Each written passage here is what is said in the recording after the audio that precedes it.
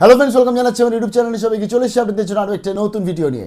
দেখুন, আজকের মুখ্যমন্ত্রীর তরফ থেকে কিছুক্ষণ আগে বাঁকুড়াতে তিনি একটি প্রেস কনফারেন্স করেছে এবং প্রেস কনফারেন্স মানেই অধীর আগ্রহে কিন্তু সবাই বসে রয়েছে। অন্নপূর্ণা যোজনা থেকে শুরু করে জব বা জবের যে ক্রাইসিস চলছে 7 বা 17%, সেই নিয়ে নিশ্চয়ই তিনি কিছু বলবেন।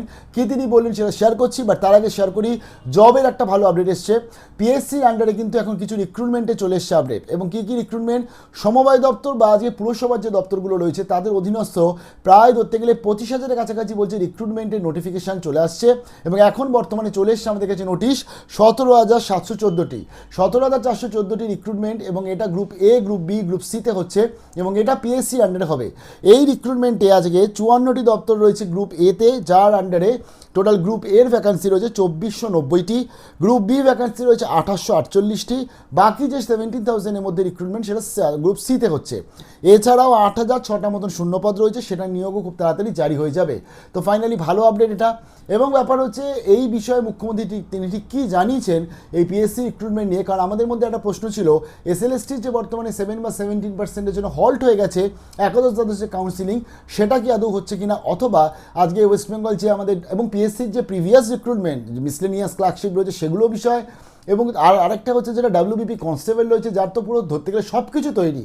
ইভেন মানে মনে হয় আজকে মানে জাস্ট তাদের রেজাল্টের জন্য ওয়েট করছে, ব্যারাক ট্যারাক সব রেডি, অর্থাৎ মানে পুরোপুরিভাবে আনুষ্ঠানিকভাবে তৈরি, কিন্তু এখনও তার ডাব্লিউবিপি রেজাল্ট কিন্তু আসেনি।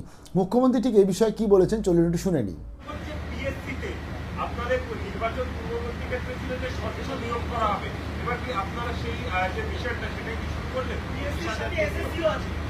পিএসসি চেয়ারম্যান অনিল বার্মার নামটা শুনে কি মনে হচ্ছে যে দুর্নীতি করার সুযোগ আর কেউ পাবে? এসএসসি কে রাজনীতি মুক্তকরণ করে দূষণ নারিয়ালাকে চেয়ারম্যান করার মধ্য দিয়ে কি বার্তা আমরা দিয়েছি? তাদেরকে অটোনমি দেওয়া হয়েছে। পিএসসি, এসএসসি তারা যা প্রেস কনফারেন্স করেছেন এটা গভর্নমেন্টের কাজ। আমাদের কি কাজ রিক্রুটমেন্টের? আমাদের 3টে কাজ। একটা হচ্ছে ক্যাবিনেটের সিদ্ধান্ত নেওয়া, জব ক্রিয়েশন, অনুমোদন দেওয়া ক্যাবিনেট থেকে, আর অর্থ দপ্তরের মঞ্জুরি। এই 3টে কাজ ছাড়া আমাদের আর কোনো কাজ নেই। আমার আরেকটা ইচ্ছা আছে, আমি এসএসসি, পিএসসি, পুলিশ রিক্রুটমেন্ট বোর্ডকে বলেছি, সব প্রসেস শেষ হয়ে যাওয়ার পরে আমাকে এবং মন্ত্রী বিধায়কদের ডাকবেন, আমরা একটু এমপ্লয়মেন্ট লেটার গুলো তুলে দিতে চাই আপনাদের সামনে। এর থেকে বেশি কিছু আমাদের চাওয়া নেই। আপনারা দেখবেন কিভাবে স্বচ্ছতার ভিত্তিতে নিয়োগ হয়। এখানে সব প্রাইমারি স্কুলে দেখবেন সিপিএম তার ক্যাডার ঢুকিয়েছে, সিপিএম এর আমলে সিপিএম ঢুকিয়েছে ক্যাডার, আর তৃণমূল বিক্রি করেছে চাকরি। আর ভারতীয় জনতা পার্টি দুটোর কোনোটাই করবে না। স্বচ্ছতার ভিত্তিতে, মেধার ভিত্তিতে নিয়োগ করবে এবং বাংলার মানুষ, বাংলার বেকার যুবক যুবতী দেখবে এবং সঠিক সময় তাদের প্রশংসা আমরা পাবো। 3 মাসের সরকারের কাছ থেকে এর থেকে বেশি কিছু আপনি শুনতে পারবেন না। তো মুখ্যমন্ত্রী বক্তব্য শুনলেন, অর্থাৎ তিনি বললেন স্বচ্ছভাবে পুরো জিনিসটা হবে। এবং 7 বা 17% নিয়ে কিন্তু এখন অবধি আমাদের কাছে সেরকমভাবে কোনো কিছু আপডেট এখন অবধি এলো না। অর্থাৎ প্রিভিয়াস রিক্রুটমেন্টগুলো কত তাড়াতাড়ির মধ্যে এগুলো শেষ হবে সে ব্যাপারেও কিন্তু আমরা এখনও ধোঁয়াশার মধ্যে রয়েছি। আশা করছি মুখ্যমন্ত্রী খুব তাড়াতাড়ি ব্যাপারটাকে ঠিক করে দেবে। এবং এই বিষয়ে যারা অতদিন ধরে ওয়েট করে বসে আছে, ডাব্লিউবিপি কনস্টেবল কতদিন ধরে, তার 2 বছরের ওপর ওয়েট করে বসে আছে, তাদেরগুলো প্লিজ তাড়াতাড়ি করে ছেড়ে দিন। এবার হচ্ছে অন্নপূর্ণা যোজনা, অর্থাৎ হট টপিক। দেখুন, ফাইনালি অন্নপূর্ণা যোজনা নিয়ে আজকে আশা করছিলাম প্রেস কনফারেন্স হয়েছে এবং সেখানে অন্নপূর্ণা যোজনা নিয়ে তিনি জানিয়ে দেবেন যে এই ডেটে আমরা ক্রাইটেরিয়াগুলো বলে দেবো, 17 তারিখ টাকা আসছে। তিনি ঠিক কী জানিয়েছেন অন্নপূর্ণা যোজনা নিয়ে এবং মিডিয়া চারদিকে লাফাচ্ছে এই অন্নপূর্ণা যোজনার বাইকটা নিয়ে, সেটা একটু আমি আগে আপনাদের শোনাতে চাইছি। প্লিজ কেউ ভিডিওটাকে ডিসলাইক করবে না, কিন্তু আমি সঠিক ইনফরমেশনটা দিচ্ছি। চলুন শুনে নিচ্ছি কি বললো। ভিডিওদের সঙ্গে আমি ইন্টারাকশনও করেছি 2-3 জনের সঙ্গে।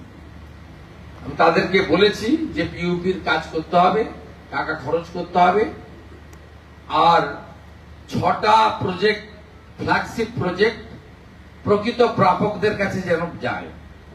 1 অন্নপূর্ণা যোজনা, দুই, আয়ুষ্মান ভারত এবং যারা আয়ুষ্মান ভারত পাবে না, মুখ্যমন্ত্রী স্বাস্থ্য বীমা যোজনা। তৃতীয়, বিকশিত ভারত জিনাবজি, আমরা 12,000 কোটির কাজ করব, 125 দিনের কাজ দেব, 34,500 টাকা বছরে পাবে পরিবারগুলি। চতুর্থত, প্রধানমন্ত্রী আবাস, 25 লক্ষ বাড়ির নাম নথিভুক্ত হয়েছে, আরো যদি থাকে চিহ্নিত করে দিন, সবাইকে বাড়ি দেব। তার সঙ্গে প্রধানমন্ত্রী সূর্য ঘর, রাজ্যে মাত্র 4,500 বাড়িতে এখন অব্দি এই ঘর সূর্য ঘরে আলো লাগাতে আমরা পেরেছি। আমাদের ভারত সরকার 1 লাখ টার্গেট দিয়েছে, আমরা 5 লক্ষ করতে চাই। সে বিষয়ে আলোচনা হয়েছে। নল আছে, জল নাই। জল জীবন মিশনের কাজকে সম্পূর্ণ করতে গেলে প্রয়োজন হলে পিউপির টাকা লাগিয়ে